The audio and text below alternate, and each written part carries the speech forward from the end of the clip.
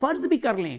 کہ ہمیں نہیں پتا کہ پی ٹی آئی کے امیدوار کون ہیں، ایک بات کا ہمیں بالکل پتا ہے، شیر کا نشان، تیر کا نشان، کتاب کا نشان، ان پہ ہم نے مور نہیں لگانی۔ ایک بزرگ نے آگے کہا، ایک گاؤں سے آئے ہوئے تھے، وہ کہتے ہیں کہ اس بار ہم نے کرنا یہ ہے کہ ہم نون لیگ کے پولنگ ایجنٹ بن کے کھڑے ہوں گے، یعنی وہ ہیں پی ٹی آئی کے سپورٹر۔ کہتے ہیں نون لیگ کے پولنگ ایجنٹ بن کے کھڑے ہوں گے، ہمیں پروٹوکول بھی ملے گا اور ہم دو نمبری بھی نہیں پی ٹی آئی کے ساتھ ہونے دیں گے۔ نون لیگ والے اب لوگوں کہتے پھر رہے ہیں کہ نہیں آپ نے ہمیں وزیر اعظم بنانا ہے اور آپ نکلیں، لیکن اب بہت دیر ہو گئی ہے۔ اور اگر میرٹ پر سنا جاتا ہے تو میرٹ پر بھی جو ہے وہ سائفر کیس کا وہی حال ہوگا جو کہ توشہ خانہ کا ہوا تھا۔ جب ہم ٹریول کرتے ہیں یا جب ہم جو بیکورڈ علاقوں میں مختلف اضلاع میں جو گھومنے پھرنے والے لوگ ہیں، جو لوگوں میں بیٹھنے والے ہیں، جو لوگوں سے انٹریکٹ کرنے والے ہیں، ان سے جب آپ باتیں سنتے ہیں تو آپ کو نئی سے نئی گراؤنڈ ریالٹیز پتہ چلتی ہیں۔ انہوں نے کل رات کو بڑی انٹرسٹنگ بات بتائی۔ وہ کہتے ہیں کہ میرے پاس ایک بزرگ آئے اور انہوں نے مجھے سرائکی میں کہا، کہتے ہیں کہ اے تو نہیں پتہ، اے سارے بارے یہ تاتے پہن کے جڑے پی ٹی آئی دے امیدوار ہیں انہوں دا نشان کہنا پتہ لگ سی انہاں کو، جڑے P T I they voter supporter ہیں، ان کے پی ٹی آئی دے امیدواراں دا نشان کیا ہے، لیکن ساکو ایک گل دا پتہ ہے کہ بلے تے نہیں، شیر تے، تیر تے کتاب تے، انہاں تے نشان نہیں لامنا۔ یعنی وہ یہ کہہ رہے ہیں کہ ہمیں یہ جو ہمارے بارے میں کہا جا رہا ہے نا کہ پی ٹی آئی کے ووٹر اور سپورٹرز کو بلہ ہے نہیں تو ان کو نشان ہی نہیں پتہ چلے گا کہ پی ٹی آئی کا امیدوار جو ہے اس کا نشان کیا ہے۔ وہ کہتے ہیں یہ تو چلو ٹھیک ہے، ہم یہ بات مان لیتے ہیں، گو کہ بچے کو اس وقت پتہ ہے کہ اس حلقے میں کون پی ٹی آئی کا امیدوار ہے، جتنی اگریسو پی ٹی آئی نے کمپین چلائی ہوئی ہے، لیکن وہ کہتے ہیں چلیں فرض بھی کر لیں کہ ہمیں نہیں پتا کہ پی ٹی آئی کے امیدوار کون ہیں، اگر امیدوار کا پتہ تو اس کا نشان نہیں پتہ، لیکن ایک بات کا ہمیں بالکل پتہ ہے کہ یہ تین نشان ایسے ہیں، شیر کا نشان، تیر کا نشان، کتاب کا نشان، ان پہ ہم نے مور نہیں لگانی، یہ ہمیں بڑی کلیئرٹی ہے۔ تو یہ دیکھیں نا ایک نئی سے نئی ایک چیز۔ میں بلکہ آپ کو دو چیزیں اور بتاتا ہوں۔ میں ابھی یعنی ہر ہفتے ہی مجھے آج کل جانا پڑ رہا ہے، کوئی نہ کوئی ڈیتھ جو ہے وہ ہوتی ہے، خدا نخواستہ تو اس کے اوپر جانا پڑتا ہے۔ ہمارے دوست ڈاکٹر نوید اقبال کے چچا جو ہیں نور محمد صاحب، ان کا میں نے 1 جنوری کے ویلاگ میں بڑا ذکر کیا تھا، ان کی پولیٹیکل سینس، ان کی سوچ، اپروچ، اور علاقے کے لیے بڑا انہوں نے کام کیا، اور ٹبہ سلطان پور کے ساتھ ان کا علاقہ ہے یہ میلسی میں، تو ان کا میں نے بڑا ذکر کیا تھا۔ تو ہم ان کے پاس گئے تھے 1 جنوری کو، تو کوئی 10-12 دن بعد ان کی ڈیتھ ہو گئی، تو ظاہر ہے میں ادھر گیا تو واپسی جھنگ رکے، تو وہاں پہ بھی ایک دوست کے ساتھ ملاقات ہوئی، تو وہ کہتے ہیں کہ میں جھنگ کے بیکورڈ ایک ایسے علاقے میں گیا جس میں آپ کہیں کہ وہاں پہ علم کی روشنی بھی نہیں پہنچی، یعنی جیسے ہم کہتے ہیں نا کہ لوگ اسکولوں میں نہیں گئے ہوئے، اور بالکل وہ کہتے ہیں وہاں بیٹھے ہوئے ایک بندے نے مجھے کہا، میں نے پوچھا کہ کس کو ووٹ دیں گے، تو اس نے کہا کہ پہلے تو میں نے نواز شریف کو ووٹ دینا تھا، لیکن جس طریقے سے نواز شریف آ رہا ہے نا، اب نواز شریف کو میں نے ووٹ نہیں ڈالنا۔ تو یعنی آپ اس سے اندازہ لگائیں نا کہ اس سے نون لیگ کو یہ نقصان ہوا ہے، ایک یہ کہ لوگ کہتے ہیں کہ جو ان کے اپنے ووٹر ہیں وہ کہتے ہیں ووٹ ڈالنے کی ضرورت ہی نہیں ہے، میاں صاحب تو ویسے وزیر اعظم بن گئے ہیں۔ دوسرا، کچھ لوگ مطلب اس بات کو تضحیق فیل کر رہے ہیں کہ یار ہم اس بندے کو جا کے ووٹ ڈالیں جس بندے کو لانے کے لیے، جس بندے کی خواہشات کے اوپر ملک کے اندر یہ سارا کچھ کیا جا رہا ہے، تو اس سے بھی لوگوں کے اندر ایک نفرت جو ہے وہ بڑھ رہی ہے نون لیگ کی۔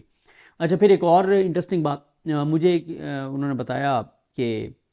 کہتے ہیں ایک بزرگ نے آگے کہا، ایک گاؤں سے آئے ہوئے تھے، وہ کہتے ہیں کہ اس بار ہم نے کرنا یہ ہے کہ ہم نون لیگ کے پولنگ ایجنٹ بن کے کھڑے ہوں گے، یعنی وہ ہیں پی ٹی آئی کے سپورٹر۔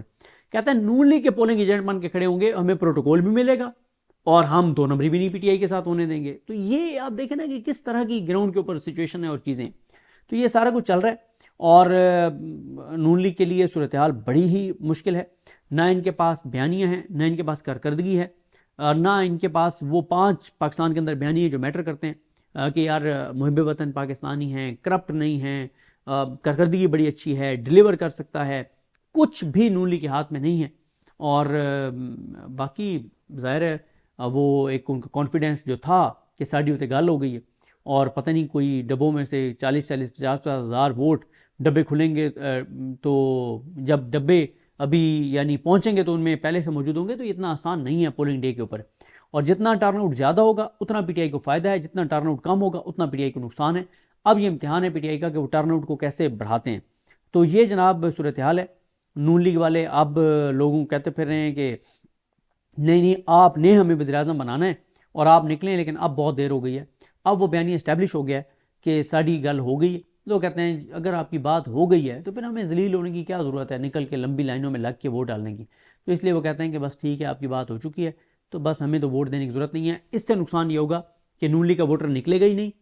اور پہلے ہی وہ مایوس ہے نون لیگ کا ووٹر. جو تباہی اور بربادی ظاہر ہے وہ پاکستانی تو ہیں، پاکستانی شہری تو ہیں، افیکٹڈ تو ہیں مہنگائی سے، تباہی سے، بربادی سے جو نون لیگ نے کی ہے. پہلے اس وجہ سے وہ بڑے ایک بیک فٹ پہ تھے، اب تو بالکل نون لیگ نے کہہ دیا ہوا ہے کہ بھئی ہماری بات ہو گئی ہے اور ڈبے خود بخود بھرے جائیں گے اور ہم ہی وزیر اعظم ہوں گے. تو وہ کہہ رہے ہیں ہمیں پھر کیا ضرورت ہے نکلنے کی. دیکھیں جی، بالکل سائفر کیس میں جو ہے وہ دونوں ملزمان عمران خان اور شاہ محمود قریشی کو آفیشیل سیکرٹ ایکٹ کی خصوصی عدالت جو ہے جج ابو الحسناء ذوالقرنین نے دونوں ملزمان کو 10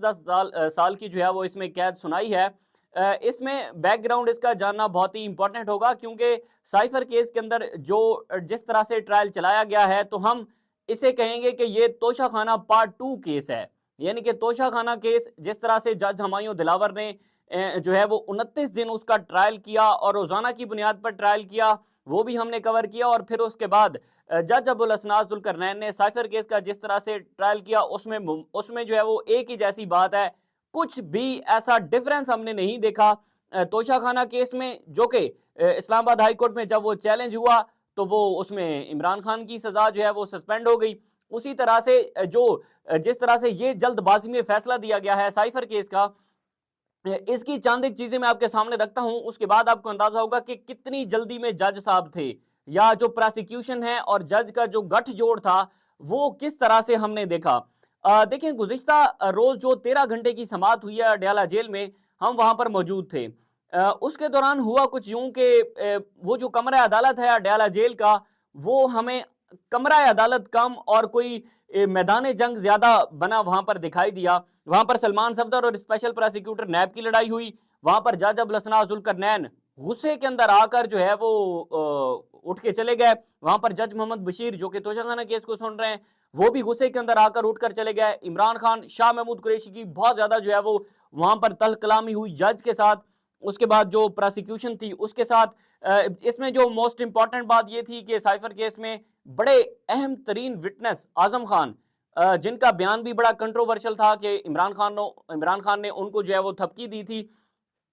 کہ اعظم خان نے بہت زبردست بیان اپنا ریکارڈ کروایا ہے. تو گزشتہ سماعت کے اندر اعظم خان کا بیان جو ہے وہ صرف پراسیکیوشن تھی اور جج صاحب تھے، بیان ریکارڈ کے اوپر جرا کی گئی. اور جو پی ٹی آئی کے وکیل ہیں بیرسٹر سلمان صفدر اور بیرسٹر تیمور، جب وہ اڈیالہ جیل کے اندر پہنچے تو ان کو باہر رکھا گیا اور باہر رکھنے کے بعد جو ہے وہ یہاں پر اعظم خان کا بیان ہو گیا. اعظم خان اڈیالہ جیل سے روانہ ہو گئے، پھر دونوں جو وکیل ہیں ان کو اندر آنے کی اجازت ملی. اس کے بعد جو سائفر کیس تھا، سائفر کیس میں پی ٹی آئی کے جو ہے وہ حق جرا جو ہے اس کو ختم کر دیا تھا، کیونکہ کل یعنی کہ گزشتہ روز سائفر کیس میں پی ٹی آئی نے ایک پٹیشن دائر کی تھی کہ ہمیں جو جج صاحب ہیں، جج ابو الحسناء ذوالقرنین صاحب، ان پر ہمیں اعتماد ہی نہیں ہے. تو اس کے بعد جج صاحب غصہ ہو گئے. جج صاحب نے کہا کہ آپ کو حق جرا ہی نہیں ہے. عدالت کا وینیو تبدیل کیا گیا، نئی عدالت لگائی گئی. نئی عدالت کے اندر پی ٹی آئی کے وکلاء کو ڈس الاؤ کیا گیا. عمران خان کو 6 مرتبہ وہاں پر بلایا گیا، عمران خان نہیں گئے. 7ویں مرتبہ جب بلایا تو عمران خان وہاں پر اڈیالہ جیل کے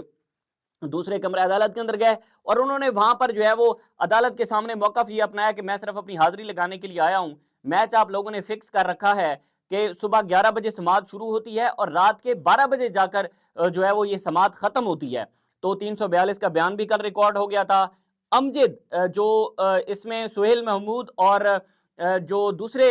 اس میں سائفر کیس میں گواہ تھے اسد مجید، یہ تو بہت امپورٹنٹ تھے. اور عمران خان نے ہم سے آ کے کہا کہ یہ دونوں گواہوں پر جب جرا ہو رہی ہوگی نا، جرا میں خود کروں گا اور آپ لوگوں نے دیکھنا ہے، پھر میں آپ کو بتاؤں گا کہ سائفر کا مقصد کیا تھا، سائفر آیا کیسے اور یہ والا سائفر دوسرے سائفر سے کیسے ڈیفرنٹ تھا، یہ ساری چیزیں. تو ان دونوں اہم ترین جو وکیل تھے، جو گواہ تھے، ان پر بھی پراسیکیوشن نے خود جرا کی. اور مزے کی بات، جو عمران خان کا اسٹیٹ کونسل جس کو مقرر کیا گیا تھا، وہ اسٹیٹ ڈیفنس کونسل جو ہے وہ پہلے عمران خان کے کیس میں پراسیکیوشن کی طرف سے پیش ہوتے رہے ہیں. تو وہ پھر عمران خان کے یعنی کہ سرکاری وکیلوں نے سرکاری گواہوں پر جو ہے وہ جرا کی. تو یہ بھی بہت انٹرسٹنگ تھا. उसके बाद अब पीटीआई का लाएअमल ये है कि पीटीआई साइफर केस को लेकर आएगी, इस्लामाबाद हाई कोर्ट के अंदर चैलेंज करेगी। और हमने तोशाखाना को भी कवर किया, हमने साइफर केस को भी कवर किया, तो हमारी ऑब्जर्वेशन ये कहती है, माइंड ये कहता है कि फेयर ट्रायल के तकाजे पूरे नहीं किए गए। पीटीआई की जो लीगल टीम है उन्होंने बहुत ही ज़बरदस्त अंदाज में अपना केस लड़ा और हर फोरम पर गए, सुप्रीम कोर्ट में गए, हाई कोर्ट में आए, 2 मरतबा हाई कोर्ट से जो है वो साइफर केस का जो ट्रायल है उसको कलअदम करार दिया गया। लेकिन जज ने एक ही घंटे 13 घंटे दिन में 13 घंटे अदालत लगाकर उन्होंने साइफर केस का फैसला सुना दिया है। और इसमें अगर ये केस चैलेंज होता है हाई कोर्ट में और अगर मेरिट पर सुना जाता है तो मेरिट पर भी जो है वो साइफर केस का वही हाल होगा जो कि तोशाखाना का हुआ था। और तोशाखाना में जिस तरह से सजा सस्पेंड हुई थी, साइफर केस में भी होगी। अगर मेरिट पर केस सुना जाता है तो जितने भी कानूनी माहिर हैं, जितने भी लोग हैं, वो यही कह रहे हैं कि अगर